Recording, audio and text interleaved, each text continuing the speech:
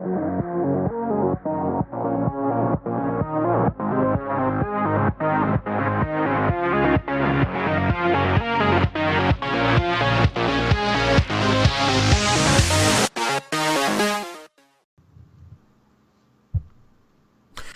gamers and welcome back to Game Warp. I'm Elwood, and joining me as always is my co-host and partner in crime. It's of course Miss Kim Lowe. Hey! So today we're looking at Pinstripe. Pinstripe is from Atmos Games by a one-man team, Thomas Brush. His Kickstarter campaign was incredibly successful, where he managed to add in voice acting and all sorts of stuff. Added levels and all that stuff, and it's a story about a father who is an ex-priest who whose daughter gets kidnapped by a Pinstripe character, and he has to journey through hell to save her. Previously, he'd been working on the game obviously for 4 years, and as you said already, Kim, he launched his Kickstarter because he was aiming to end up with a goal of about 28,000, and he sort of reached the goal within 2 days and ended up raising around 42,000 for the actual project. By the end of the actual Kickstarter project, he ended up with $106 for his project, so it worked out pretty well. As you said, it's really developed the game from what we obviously saw in those early sort of test runs on Kickstarter. The game itself was a finalist at the third SXSW Gaming Awards, where it came third. This is a game which is another Metroidvania game.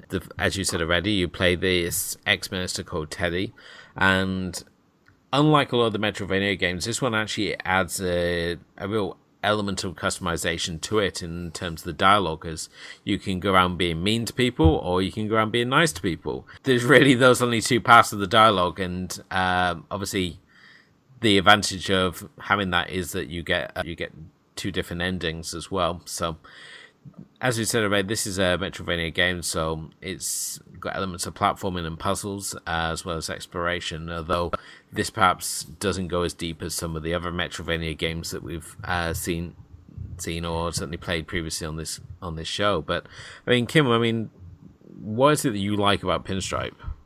Well, completely transparent, I backed this project, and I am one of the backers of this project, and that's how I got the game. And I believed in Pinstripe mostly because of just the fact that visually it looks like a Tim Burton-esque type of style, which is really up my alley. It's a dark story. It's animated really nicely. As you play this game, it's really short. It's about 3 hours, which is a decent length for an indie game, but there is a lot of charm to it, and it's very story driven. So in a way, I think that, I feel that this game really touched, I don't know, it's trying to tell a story where, you kind of have to guess what's going on in a way, and it injects a lot of other things as well, especially now with the voice acting. I learned afterwards as I was playing the game and recognized some of the voices is that they're from some popular YouTubers. Some of the famous names are, Jacksepticeye, and PewDiePie also has a role in here as well. They're rather smaller roles, obviously, but still, it's a very interesting game to see the community come together and kind of really believe in this game in order to do something, come to participate with it as well. Yeah, it's funny you should obviously mention about the actual voice acting, because I did actually feel that it was one of the weaker elements of the game itself, and kind of the reason that I just went and wished I had the option to switch off the voice acting completely, especially more so in the character of Bo, the daughter of Teddy, who is probably one of the most grating voice acting performances I've heard in a long time. And it kind of made me wonder, when she does get kidnapped, it's like, oh, well, no big loss there then. It's also kind of frustrating the fact that the game, while it obviously gives you the option to be nice or evil, you're actually rewarded with diamonds for every nice thing that you say throughout the game, and these can obviously be amassed, as we find out early on. If you collect 1,000 of these, you get to trade your slingshot in for a machine gun, so it kind of forces your hand into the path of being nice if you want to get your hands on that machine gun rather than trying to mix it up at all. The actual dialogue itself has got some interesting elements. We've obviously got the father-daughter exchanges between Teddy and Bo, where they refer to each other as Sherlock and Watson, and they have little jokes that we see in the opening. And the character Pinstripe himself is genuinely creepy and a really nicely designed character, much like a lot of the characters in the actual area the game takes place in. While this might obviously be hell, this is far from like the Dante's Inferno vision of hell. There's no mountains of corpses and fiery pyres here. It's very much like a snow-trapped wilderness, full of mountains to explore and like quaint houses to try and find keys to break into. So it's certainly a unique vision in that respect, and it's certainly very pretty to look at. Yeah, but I mean, I guess that's where we differ. Maybe it's the fact that I don't know. Maybe you have a higher standard for it or something. But I really thought the voice acting was pretty decent. I liked it. I thought it was pretty quirky and pretty fun. There was a nice element to it. I liked the dialogue for what it was. But there was like certain areas that, you know, if you chose, I think what I really liked about it was the flexibility and the replayability of this game is the fact that once you choose, say you're nice this time, you can go back. And if you went back, because I went back a second time and I played it and I was mean. And in certain places where you're mean, you actually uncover something else, some little secrets in the snow because you chose the option of being mean.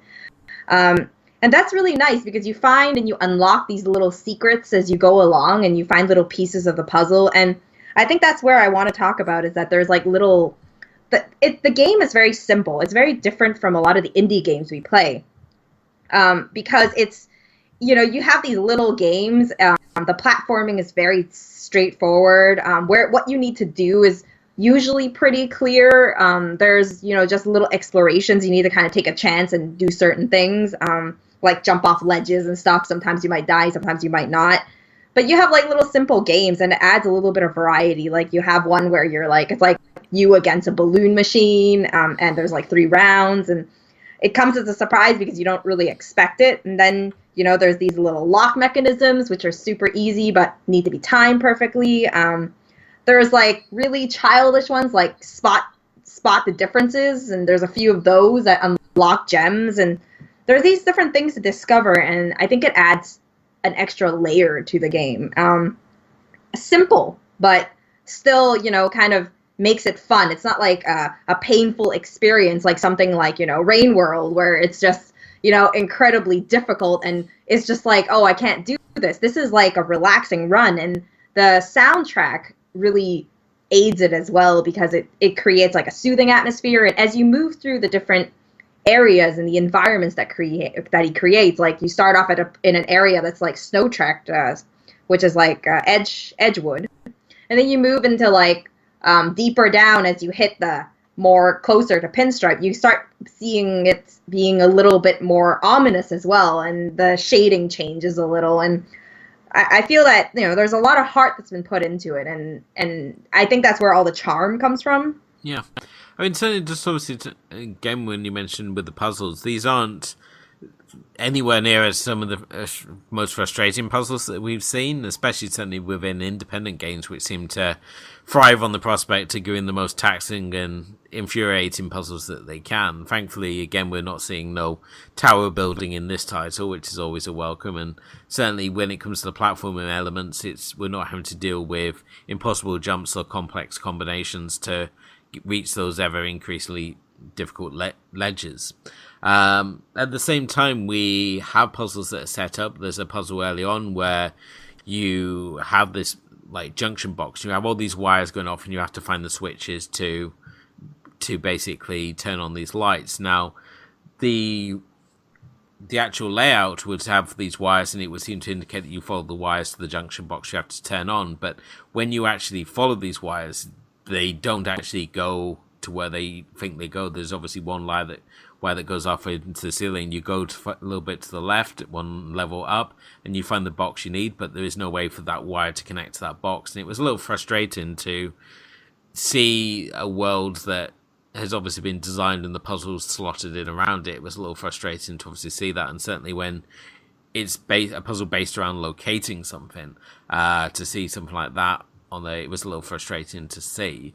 At the same time, I mean, this game is so pretty to look at, and I think it kind of ties in with this ongoing theme that we have at the moment when we look at this game and Firewatch and certainly the more recent Little Nightmares, that we have these games which are absolutely stunning to look at but have very short run times. I mean, do you have any sort of feelings on these sort of games which sort of trade in the longer run times for creating a more visual journey?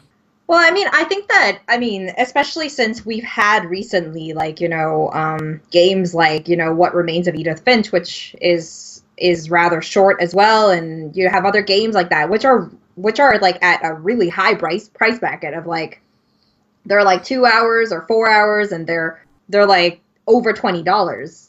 Whereas, this one is almost half the price, and half the price, and it's the same runtime. So this is, I don't really have a problem with it. I think that I would trade it in for an experience where I actually really enjoy it. And I think the quality of a game is really in like the enjoyment you get out of playing it. Like, sure, sometimes challenges are great, but this is a really nice change to see in an indie scene where it's story driven. There's a lot of heart. You really see like a charm behind this game, and it's dark, but it's also very humorous at times. And they add different elements and never seems to be too repetitive. I feel that experience is very hard to find, especially for this year, where a lot of the games we've been anticipating and we've been playing have certainly been more of a letdown than expected. This one came as one that I really, really enjoyed. So obviously I really like the game, but what is your score for Pinstripe? Pinstripe's certainly an interesting game, although it certainly didn't really resonate overly with myself. It has some nice elements to it, but at the same time it's let down by other elements such as the voice acting, and certainly some of the level design certainly let the game down more than I would have liked. So for that, I'm going to give it a solid 3 out of 5. For myself, I actually think this is one of the better games we played this year, and I definitely enjoyed it a lot. So I'm going to be giving it a 4 out of 5. This wraps up this review. If you enjoyed, remember to subscribe and like and comment. Tell us what you think of this game and whether you've played it. To get gaming news every single day, follow us on Twitter and like us on Facebook at Game Warp Podcast. Thanks for watching.